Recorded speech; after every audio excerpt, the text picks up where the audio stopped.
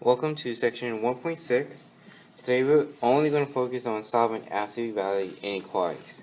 Now before we could do actually any solving of it, I want to go over some basic information that you need to know and you need to follow when you set up your work for your final answer, especially when it comes to graphing on a number line.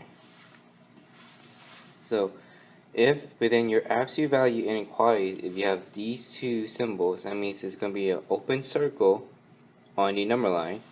You have these two symbols, greater than or equal, less than or equal, then it's going to be a closed circle.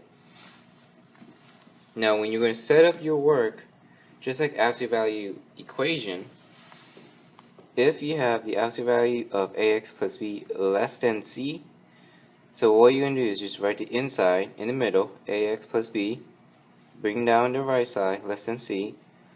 Now the left side of the inequality, you're going to put another less than, and then you're going to put negative c. So it's going to be negative c less than ax plus b less than c. So this whole part right here is very similar to this, just without the absolute value line. The only thing different is this part here. Now, if you have an inequality, absolute value inequality, where it's absolute value of ax plus b greater than c, so what we're going to do is the first one is going to be almost exactly the same as the original, but without the absolute value line. The other, it will still have ax plus b, but the only thing different is that I flipped the sign and I changed c into negative. So here we have two absolute value inequality, just like when we're solving absolute value equation, you have two equations. And then you just follow the same process as if you were solving for equations. In example 1, we have the absolute value of 4x minus 7 greater than 13. So if it's greater, I'm following this format, that means I'm going to write two inequalities. So the first one is going to be exactly the same, 4x minus 7 greater than 13. And then my second one, again, will be the same as the inside, so 4x minus 7, but it's going to be less than negative 13. Alright, so one great thing about this is that these two are the same, so we're going to do the same work on both sides. Should I say both inequalities. So I want to get 4x by itself, I want to cancel out the minus 7. So what I'm going to do, the opposite of minus 7 is plus 7. Just like equal sign, equation, I'm going to add 7 here. Since I'm canceling out with the minus 7, add 7 here, add 7 here. So again, just pretend that the inequality signs are like equal sign, and you just solve them just like equation. So on my left inequality is going to be 4x greater than 13 plus 7 is 20. On my right inequality is going to be 4x less than negative 13 plus 7 is going to be negative 6. And then afterwards, I want to get x by itself, so I'm going to divide by 4, divide by 4, same thing here, divide by 4, divide by 4. So here, on the left inequality, 4x divided by 4 is just going to be x greater than 20 divided by 4 will be 5. So that's my first solution. The right inequality is going to be x less than negative 6 over 4. I can simplify because both of them are even numbers. That will be negative 3 over 2. So it's a fraction. That's okay. That's our second solution. Alright. Next, we're going to have to graph on a number line. So here's my number line. Alright, what happens here, I'm going to work with the first solution, x greater than 5, that's a positive number, I'm going to put it right here. when it comes to number line, make sure you put your numbers in order. But here, you just have to put 2 numbers. Don't have to worry about all the other numbers. So here's my 5. So it says x greater than 5. When it says greater, that means like 6, 7, 8, 9. Typically, those are the numbers on the right side. So looking at the inequality sign, which is this, is going to be an open circle. Since it's x greater than 5, it's going to go to the right. You got to point it into the direction where x can be. So x can be 6, it can be 7, it can be 8, it can be 9. So those are the numbers on the right side. Now the other solution, negative 3 over 2. Now first, it's negative, so typically that's on the left side. Negative 3 over 2, or also known as 1.5. So basically asking numbers that are less than negative 3 over 2. So what's less than negative 1.5? Negative 2, negative 3, negative 4, negative 5, negative 6. Well, all those numbers are on the left of negative 3 over 2. So based on this inequality sign, it's an open circle. Negative 2, negative 3, negative 4, negative 5, they're on the left side. So they're going towards the left. So this is our graph solution. So this is our third solution for absolute value inequality.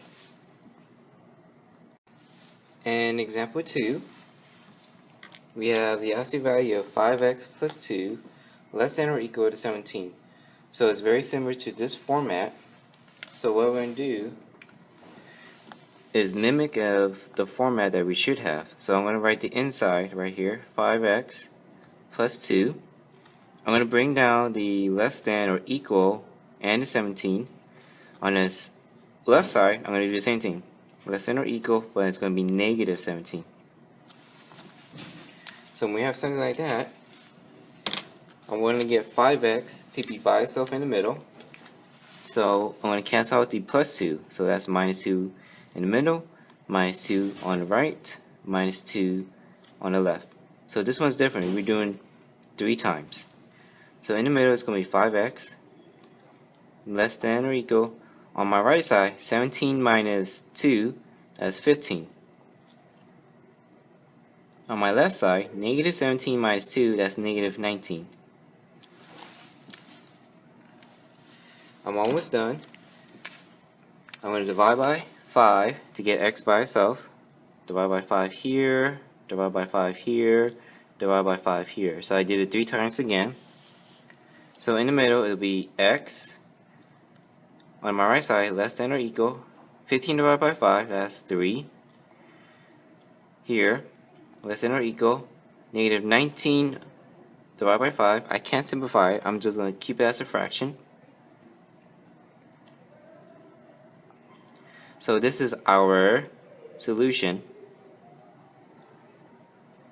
So when we have this format, it's basically 2 solutions combined as 1. Unlike the last example, we had 2 solutions, we kept it separate. Now we are going to graph on a number line. So I'm going to write our number line here.